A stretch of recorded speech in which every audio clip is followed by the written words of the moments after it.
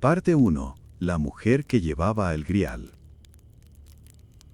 ¿Y si el secreto más peligroso no estuviera encerrado tras muros de piedra, sino susurrado por los labios de una mujer hace mucho olvidada?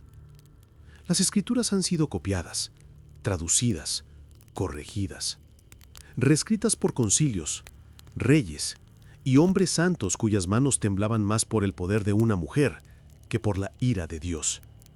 No temían su pecado, sino su presencia. No la silenciaron porque se equivocara, la silenciaron porque sabía. No con espadas, ni con fuego, sino con omisión. Ella estuvo allí, en la tumba cuando los otros huyeron. Ella estuvo allí, cuando el hombre al que llamaban maestro no hablaba en parábolas, sino en verdad. Ella escuchó, y eso fue imperdonable.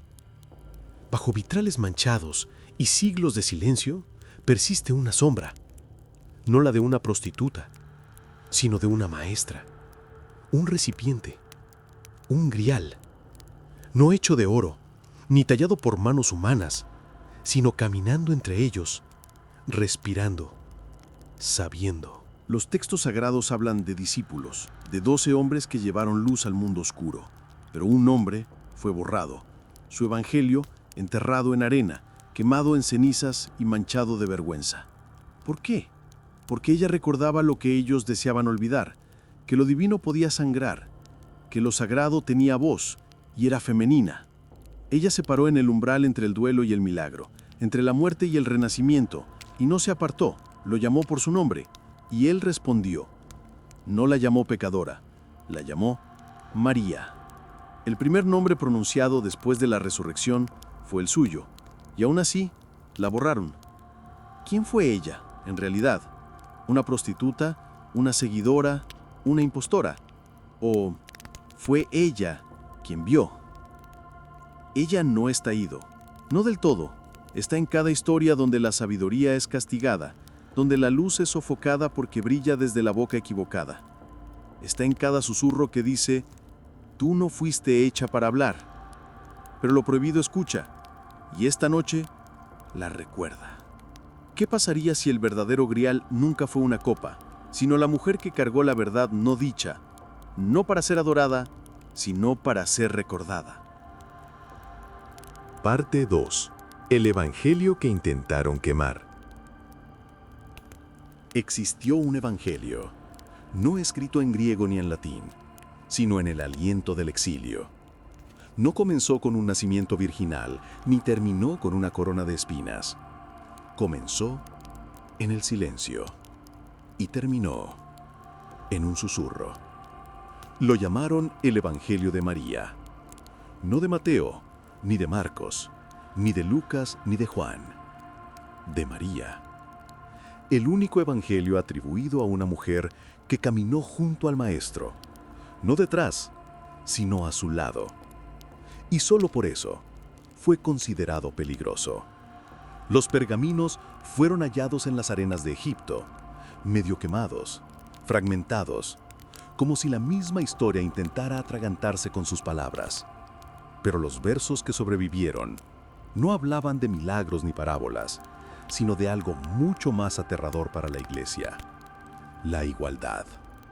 En su Evangelio, María relata una visión, una enseñanza secreta entregada solo a ella, no a Pedro, no a Santiago, a ella.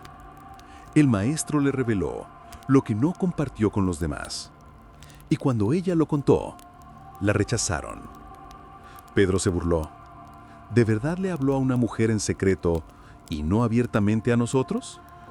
No era incredulidad en el mensaje, era incredulidad en la mensajera. Pero los pergaminos iban aún más lejos. Narraban un viaje, no de carne, sino del alma, a través de las esferas del deseo, la ignorancia, la ira y el orgullo, hasta que el alma pudiera regresar a su origen, libre, indómita, desatada. Una salvación no por obediencia, sino por gnosis, conocimiento interior. Una verdad que no necesitaba templos, ni sacerdotes, ni velos. solo el coraje de recordar. Para los primeros concilios, esto era herejía. Para los imperios construidos sobre jerarquías, era traición. Si la salvación podía venir desde dentro, ¿qué poder tendrían los sacerdotes? Si una mujer podía portar la sabiduría divina, ¿qué lugar quedaba para los apóstoles? No la quemaron por pecar, la quemaron por brillar. El Evangelio de María no fue el único texto prohibido. También estaba el Evangelio de Felipe, donde se dice que el maestro amaba a María más que a todos, y la besaba con frecuencia en la boca, donde María no era llamada seguidora, sino compañera, una igual, un espejo. Fue en esos textos donde el grial cambió de forma.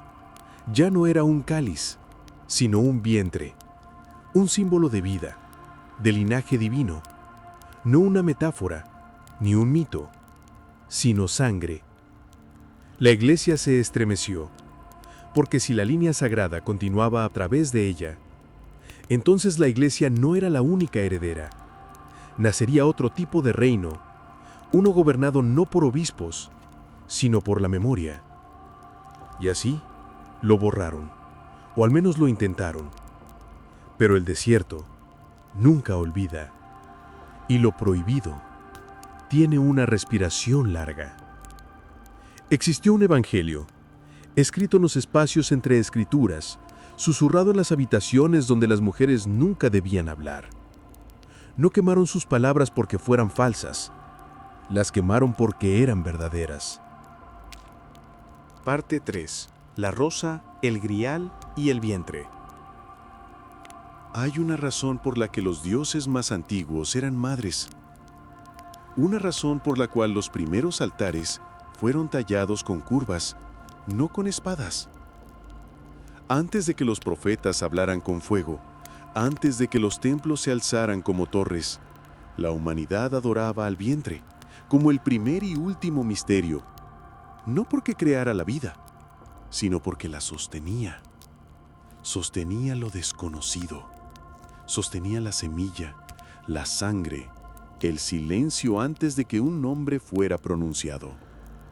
María Magdalena no fue la primera en portar ese simbolismo. Mucho antes de ella estaba Isis, quien lloró por el cuerpo disperso de Osiris y con magia sagrada lo restauró, no para reinar, sino para renacer. Estaba Inanna, la reina del cielo, quien descendió al inframundo despojada de toda su gloria y regresó con un poder que ningún hombre podía tocar. Estaba Sofía, la sabiduría divina expulsada de los cielos porque eligió crear sin pedir permiso. Estas diosas no eran veneradas por ser dóciles, eran veneradas porque recordaban. Y recordar es el acto más radical cuando el mundo exige amnesia.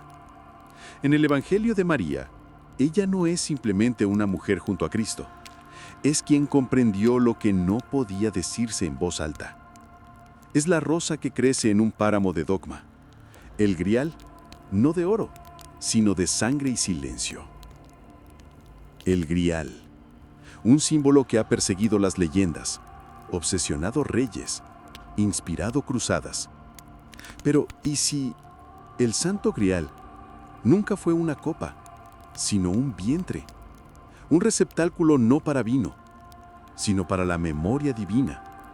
No forjado, sino nacido. Eso explica por qué la iglesia la temía. Porque si ella era el grial, entonces la divinidad no descendía desde las nubes, sino que surgía desde el interior de una mujer. No se trataba de líneas de sangre, se trataba de lo que se portaba. Verdad, innombrable, incontrolable. La rosa aparece una y otra vez en textos sagrados y sociedades secretas. 5 pétalos, un símbolo de Venus, una señal de renacimiento. La rosa, como María, florece en silencio, se despliega en capas, no se escucha al abrirse, se siente.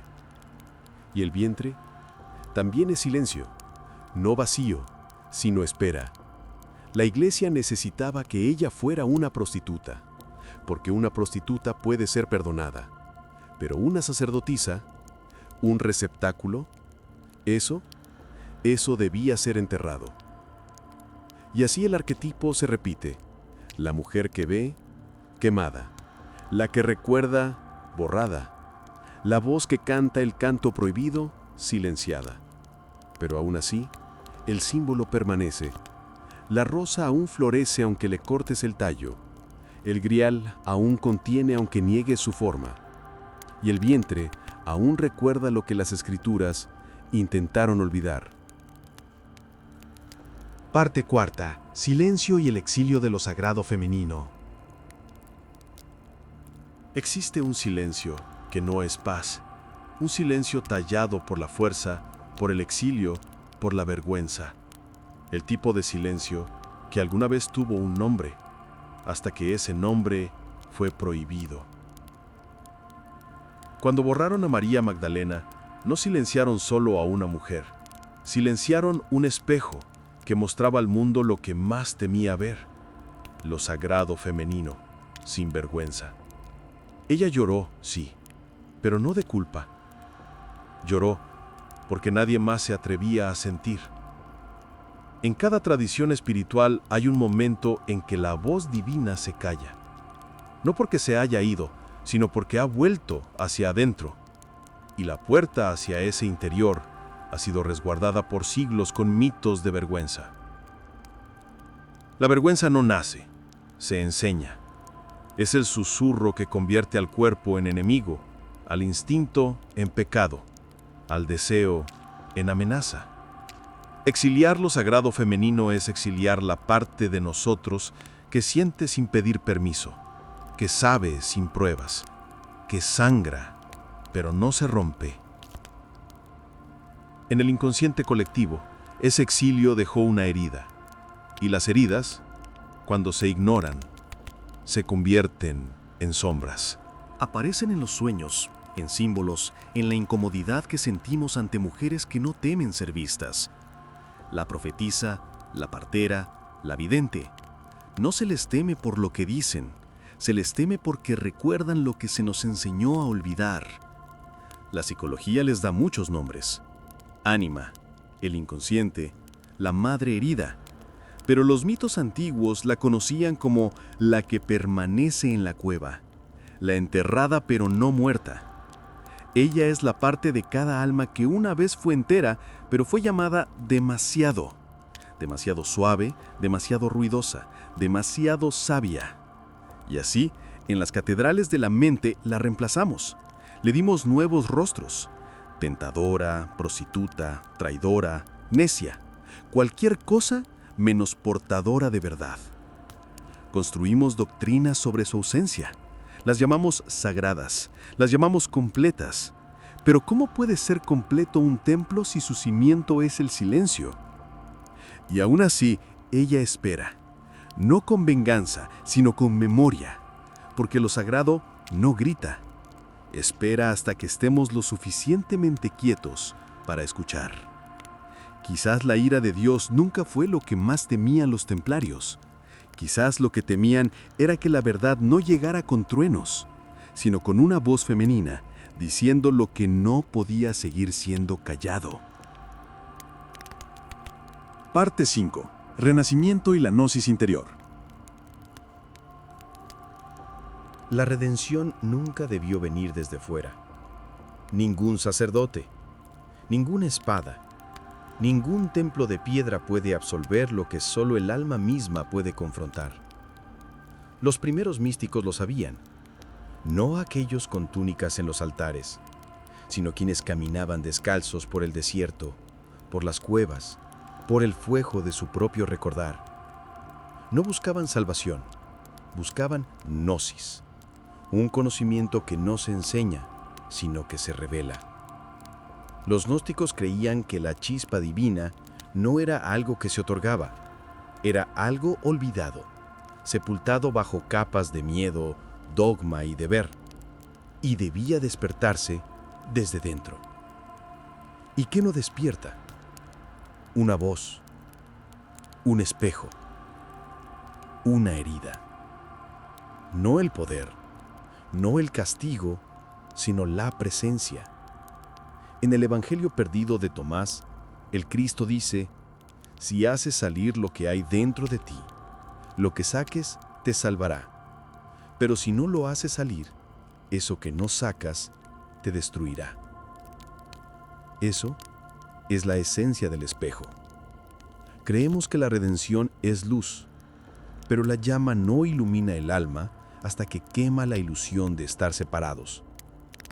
El grial nunca fue hecho para ser encontrado, fue hecho para reflejar, para mostrarnos el rostro que evitamos, la voz que silenciamos, el saber que enterramos, porque no encajaba en los sistemas que construimos para sentirnos seguros. El renacimiento, el verdadero renacimiento, no desciende del cielo, surge desde el descenso. No es subir hacia arriba, sino caer hacia adentro. No es lavar el pecado, sino reclamar lo olvidado. María Magdalena no fue una seguidora, fue una llama, un recordatorio de que el grial nunca fue oro, fue dolor, y el dolor es sagrado, porque es la prueba de que alguna vez amamos sin miedo. Saber es recordar con el cuerpo, tocar lo que una vez perdimos y decir: aún estás aquí. Los templarios construyeron fortalezas, pero el grial no debía ser resguardado, debía ser sostenido, no en la mano, sino en el corazón. El espejo no juzga, refleja. La llama no condena, purifica. Y lo que es sagrado nunca se fue, solo estaba oculto. Parte 6. Cómo el poder borró la gnosis femenina. Hubo una vez un salmo entonado con una voz tan suave para que los imperios pudieran escucharlo. Un himno que no buscaba conquistar, sino recordar. No quería imponer, solo llamar. Pero el poder no tolera los susurros que se niegan a arrodillarse, y así desapareció. El Evangelio de María no se perdió, fue eliminado, arrancado de los estantes, no porque fuera falso, sino porque era libre, porque hablaba de un Cristo que no vino a dominar, sino a confiarle la sabiduría a una mujer cuando los hombres ya habían oído. Contaba de una gnosis que no necesitaba templos, de un reino no en el cielo, sino dentro de uno mismo, y eso era el verdadero peligro. Para controlar a un pueblo hay que controlar su mito, y para controlar el mito hay que reescribir lo divino a tu propia imagen, hombre, triunfante, separado. Así lo sagrado femenino se volvió una mancha que debía limpiarse. María Magdalena, de apóstol de los apóstoles, a prostituta arrepentida. Sofía, de sabiduría eterna, a distorsión demoníaca. Lilith, de igual a Adán, a novia de monstruos. Pero cada reescritura deja una huella dactilar, una ruptura en el himno, un silencio tan fuerte que no puede ignorarse. Los primeros padres de la Iglesia no temían a las brujas, sino a la memoria, no a la rebelión, sino al reconocimiento. Porque una vez que un alma recuerda que lo divino puede hablar en muchas formas, especialmente en aquellas que nos enseñaron a desconfiar, ya no puede ser gobernada por el miedo. Lo que temían no era la blasfemia, era el equilibrio. Un Cristo que tomaba la mano de una mujer y decía: tú me comprendes. Un evangelio donde el pecado no era desobediencia, sino olvidar quiénes somos. Y así, el salmo fue reescrito, el altar repintado, el silencio institucionalizado. Se alzaron catedrales donde antes susurraban los bosques. Se construyeron tronos sobre las cenizas de voces a las que ya no se les permitió cantar. Pero el salmo no murió, se fue bajo tierra, tejido en nanas, tatuado en símbolos, escondido a plena vista, en los sueños, en el arte, en la forma en que ciertas mujeres aún caminan en una habitación con la memoria de algo que nos dijeron que nunca ocurrió. Un salmo desvanecido sigue siendo un salmo. Su eco vive en los huesos. Espera, no por permiso, sino por una voz lo suficientemente valiente para cantarlo de nuevo. Parte 7. Lo femenino divino en el alma moderna. No todas las resurrecciones llevan túnicas. Algunas llegan en trazos de pincel, en sueños, en manos temblorosas que aprenden a sostener otra vez sin necesidad de poseer.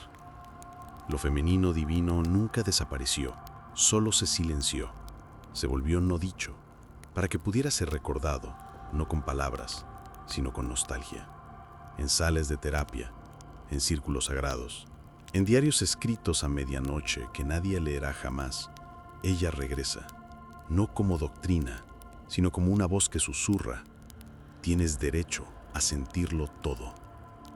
Ya no se viste de incienso ni profecía, se viste de duelo y de paciencia, y de esa suavidad aterradora de los límites que no castigan, sino protegen. Lo sagrado femenino no promete cielo, promete integridad, una redención que no borra la herida, sino que la honra. No pregunta, ¿eres digno? Pregunta, ¿estás listo para volver a casa? Y muchos lo están, más de lo que pensamos. La encuentran en música sin letra, en manos que sostienen té en silencio, en la sensación de ser completamente visto sin tener que explicarse. Lo no dicho ha regresado a través de las grietas de los viejos sistemas, no para destruir, sino para recordar que la herida nunca fue el final, fue la puerta. Ahora hay susurros en la psicología, en la poesía, en los movimientos callados de quienes se niegan a abandonar la ternura por el bien de sobrevivir. Caminan lento, pero recuerdan. Están reconstruyendo el templo sin piedras, solo con historias. El grial nunca fue una copa, fue la capacidad de contener la contradicción, de bendecir la paradoja, de amar incluso lo que no era santo, según las definiciones antiguas. El regreso de lo femenino divino no es una revolución, es un recordar, un suspiro entre vidas, un latido bajo el ruido. Parte 8. Un último susurro antes de que regrese la luz. ¿Qué pasaría si el grial nunca hubiera estado destinado a ser encontrado, sino recordado? Lo buscaron en templos de piedra, en escrituras escritas por manos temblorosas, en batallas empapadas de fe y fuego. Pero nunca vivió allí. Estaba oculto en un susurro, entre las costillas de aquella que eligió sentir en lugar de luchar. Lo sagrado nunca fue ruidoso. Espera en momentos que nadie registra. Una madre doblando sábanas con reverencia, un desconocido escuchando sin corregir, una lágrima permitida a caer sin vergüenza. Lo femenino divino no exige creencia, pide presencia, atención, un retorno a la sacralidad de simplemente existir. Y quizá por eso fue exiliada, porque no podía ser controlada, solo recordada. La iglesia la temía porque no podía ser reclamada. Los templarios la temían porque los hacía cuestionar a quién estaban realmente sirviendo. Y aún hoy, la seguimos temiendo. Porque recibirla de nuevo implicaría soltar la certeza y abrazar algo más profundo. La humildad, el desaprendizaje, la gracia. Así que el grial permanece oculto, no tras bóvedas, sino tras velos, del ego, de la historia, del olvido. Y sin embargo, si has escuchado esta historia hasta el final, quizá una parte de ti recuerda. No lo que parece el grial, sino lo que se siente. No dónde está, sino dónde perdiste la parte de ti que aún creía en él. Dicen que lo prohibido es peligroso, pero tal vez simplemente es sagrado en formas que el mundo olvidó nombrar. Así que deja que esto sea tu bendición, no tu advertencia. Que recuerdes lo que no puede escribirse, que protejas lo que ninguna espada puede guardar. Que bebas del grial que llevas dentro. Y si algo se agitó en ti al escuchar estas palabras, nunca fue por accidente. Lo prohibido recuerda a quien escucha.